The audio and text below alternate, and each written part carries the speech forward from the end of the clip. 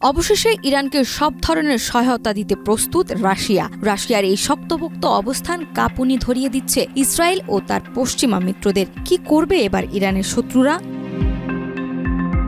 রাশিয়ার president Vladimir Putin জানিয়েছে, Iran কোনো সংকটে পড়লে তাদের জনগণ ও রাষ্ট্রকে সব ধরনের সহায়তা দিতে রাশিয়া প্রস্তুত রয়েছে। তিনি বলেন, ইরানের বিরুদ্ধে যেসব অভিযোগ এনে আগ্রাসন চালানো হচ্ছে সেগুলো সম্পূর্ণ ভিত্তিহীন এবং আন্তর্জাতিক নীতিমালার স্পষ্ট লঙ্ঘন। 23 জুন রাশিয়ার রাজধানী মস্কোয় ইরানের পররাষ্ট্রমন্ত্রী আব্বাস আরাকচির সঙ্গে এক উচ্চ পর্যায়ের বৈঠকে এসব কথা বলেন রুশ প্রেসিডেন্ট ভ্লাদিমির পুতিন। বৈঠকে দ্বিপাক্ষিক সম্পর্ক, আঞ্চলিক নিরাপত্তা এবং সাম্প্রতিক ভূরাজনৈতিক উত্তেজনা নিয়ে আলোচনা হয়।